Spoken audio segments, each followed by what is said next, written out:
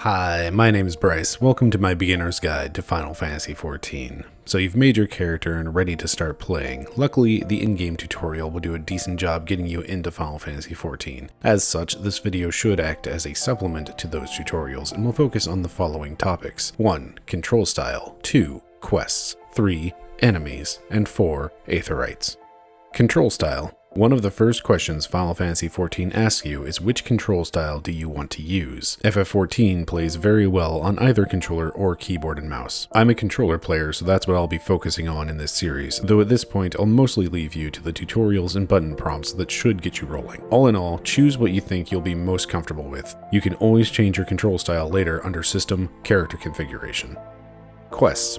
TLDR, focus on the main story quests and class quests, but keep in mind blue quests unlock new features, including new classes. One of the most important elements in Final Fantasy XIV is the main story quest, or MSQ. There are all sorts of quests, but the MSQ, as the name suggests, drives the main story of the game. As such, it also drives progression, unlocking new areas, dungeons, and gameplay features, so I strongly recommend focusing on these quests. Note that main story quests generally have this meteor-shaped quest icon to help you stay on track. Speaking of staying on track, once you're properly in-game and have completed the initial quest, the main story quest tracker widget will appear in the HUD by default in the upper left corner. Clicking on it will show you where you need to head next, either to pick up the next main story quest or to continue it. You'll also notice this little hanger-on for the MSQ widget. That shows up when you have a class quest available. Class quests will progress your current class, often awarding new abilities and gear. You should always try to do your class quest as soon as possible, both for the obvious rewards and for the side story elements. Blue quests unlock new features,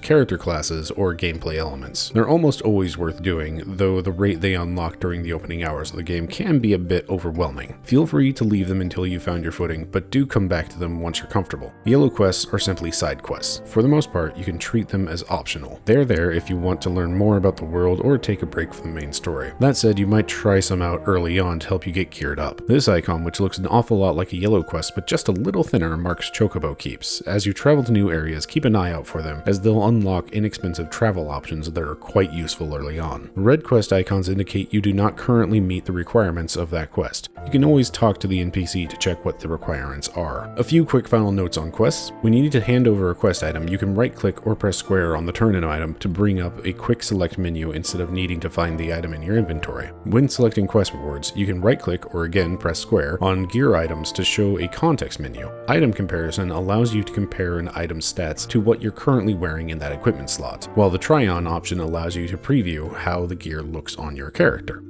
Enemies.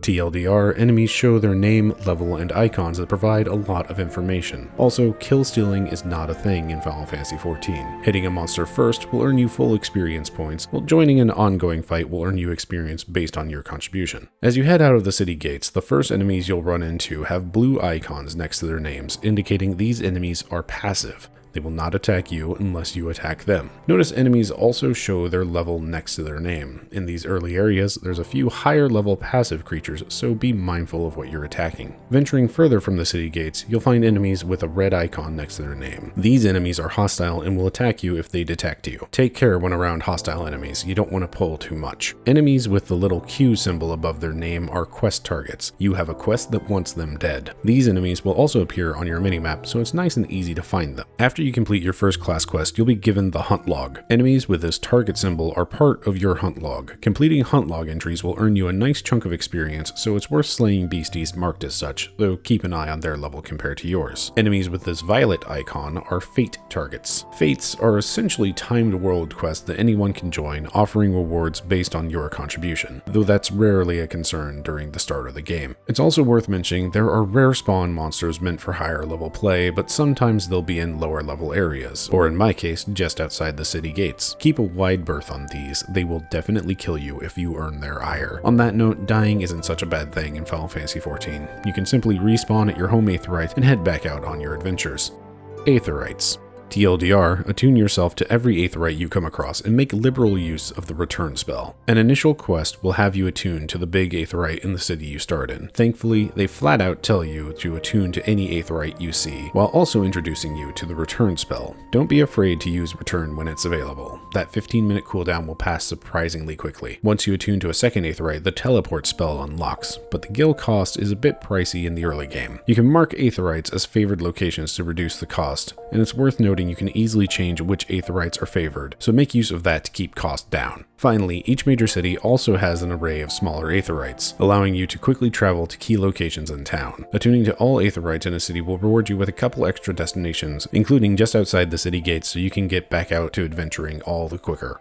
Overall, these early levels are pretty easy and fairly breezy. Soon, you'll be heading out into the wider world of Eorzea. Pay attention to the in-game tutorials, and don't be afraid to try new things or just get lost for a bit. There's no wrong way to play Final Fantasy XIV, so have fun and enjoy yourself. Thanks for watching.